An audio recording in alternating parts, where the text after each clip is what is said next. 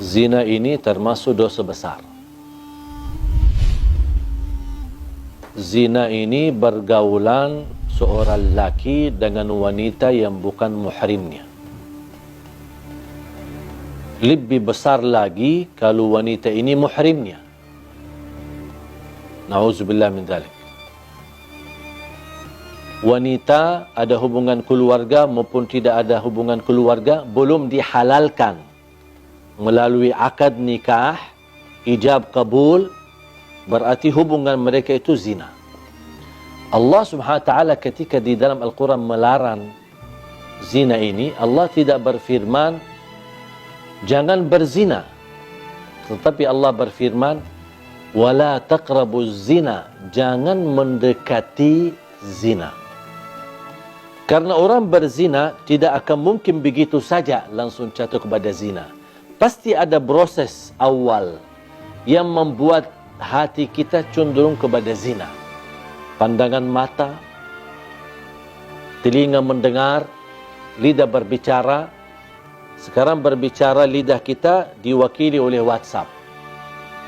Chat bersama seorang wanita, mungkin ketemu di sosial media, boleh enggak kenalan? Boleh.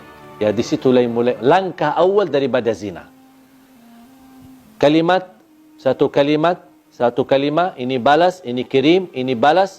Sebentar lagi ada gambar, sebentar lagi ada love, ada sebentar ini ucapan, saya tidak bisa tidur, merindukanmu, kangen samamu, di situlah. Ini langkah-langkah seperti ini, mungkin dianggap remeh, kecil. Cuman buang waktu, cuman chat. Saya tidak ada niat apa-apa. Di situ yang dilarang oleh Allah. Jangan mendekati zina. Nadratun, fabtisamatun, famaw'idun, faliqa'un, fazina. Ini prosesnya. Nadratun, pandangan. Senyum. Ya, pas habis pandangan, apa? Senyum kan? Kalau sama-sama suka, pasti senyum. Kalau tidak suka, tak mungkin diperhatikan. Tapi ini yang bahaya di sini. Wal ainu tazni wa zinahan nadhar. Sebagaimana bersabda Rasulullah, pandangan mata berzina. Mata berzina dan zinanya mata adalah mempandangi sesuatu yang haram. Nadratun fabtisamatun. Langkah awal melihat. Pandangannya menarik. Tertarik, bahkan ada yang sampai melihat terus ikutin. Aduh, cantiknya luar biasa. Di situ sudah mulai bahaya. Habis nadratun, muncul langkah yang kedua. Kalau sudah suka gara-gara pandangan, pasti akan senyum. Pasti akan senyum. Fabtisamatun. Habis senyum, mulai berbicara. Ya, boleh enggak kenalan? Ini nomor saya, nama saya, nama kamu. Kamu kerja di mana? Mulai ngobrol. Awal-awalnya umum. Sedikit demi sedikit, kalau sudah akraban, baru kita. Awal-awalnya katanya ta'aruf. Ini sekarang istilah yang beredar di kalangan akhwat atau kalangan wanita yang salihah, katanya ta'aruf. Ya sama, ta'aruf dan pacaran sama. Habis sudah setelah senyum dan berbicara panjang lebar, mulai ada janji. Boleh enggak kita makan di luar? Mulai ada janji. Ayo kita jalan-jalan ke pantai malam minggu, kita ke mall, kemana, ada janji.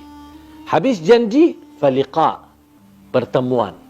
Kalau sudah pertemuan, pasti akan na'udzubillah. Kalau bukan dilindungi oleh Allah, sudah lemah hawa nafsu, lemah iman, syahwatnya sudah tinggi, dalam proses langkah-langkah yang begitu banyak, ujung-ujungnya habis pertemuan, pasti diajak untuk bersama-sama malam hari atau tiduran bareng. Disitulah awal-awalnya dipermudahkan, dianggap remeh, dianggap enteng, biasa aja, tapi ujung-ujungnya jatuh kepada zina. Ketika sudah terlanjur berzina, baru mereka dua-duanya sadar. Dan mereka tidak mau tanggung jawab dan saling meninggalkan. Apalagi kalau terjadi kehamilan. Langsung mereka melarikan diri dan tidak ada yang mau tanggung jawab. Hei wanita, jagalah kehormatanmu. Karena kemuliaanmu di sisi Allah tergantung menjaga kehormatan. Wahai laki-laki, bertakwalah kepada Allah Subhanahu wa taala.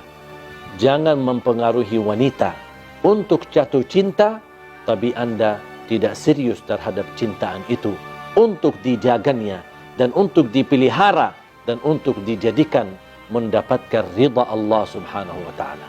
Mudah-mudahan kita semua dilindungi oleh Allah dari perbuatan zina, dari langkah-langkah awalnya sampai ke ujungnya jatuh kepada zina. Semoga kita dijegah diri kita dari perbuatan dosa besar zina. Semua orang dapat diampuni oleh Allah dosanya. Apapun dosa kita. Dosa zina, dosa riba, dosa sihir, sering bolak-balik ke tukang dukun, semua apapun perilaku kita.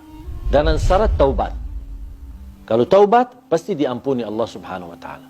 Tapi ada satu orang yang tidak akan diampuni oleh Allah Subhanahu wa taala. Bahkan tidak akan diselamatkan dari perilaku itu. Sangat bahaya. Siapa? Yang terang-terangan menceritakan berzinahan atau kebanggaan terhadap kemaksiatannya kepada Allah Subhanahu wa taala. Sekarang na'udzubillah, semestinya kalau kita sebagai manusia jatuh dalam perbuatan maksiat, apapun maksiat itu, seharusnya kita berusaha menyembunyikan, rahasiakan. Pertama, karena malu sama Allah. Yang kedua, juga malu sama manusia.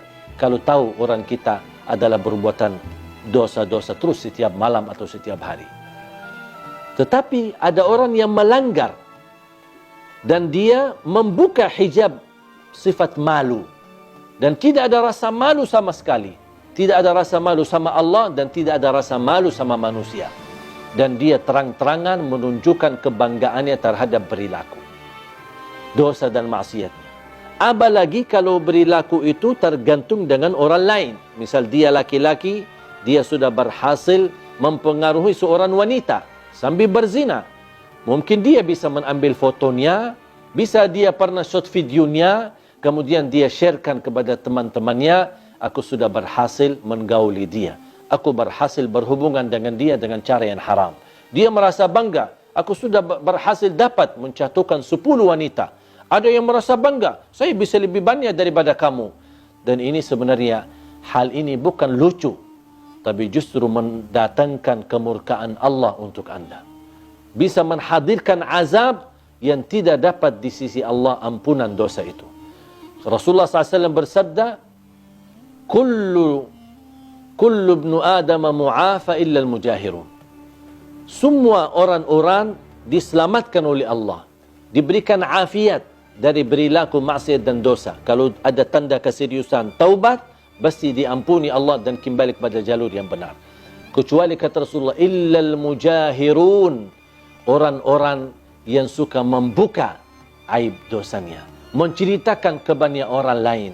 Bahkan dia shot kepada sosial media terhadap perilaku maksiat dan dosa sehari-harinya. Inilah mereka yang dijamin tidak selamat dan dijamin tidak diampuni, bahkan dijamin tidak akan diterima dan diberikan kemudahan agar dia sadar dan kembali taubat kepada Allah SWT. Hati-hati. Apalagi kalau beredarkan beritanya, menyebarkan berita tergantung menyakiti orang lain. Itu sangat bahaya. Dan sebagaimana kita berusaha membuka aib orang lain, ingat akan Allah Subhanahu wa taala buka aib diri kita walaupun kita sembunyi di dalam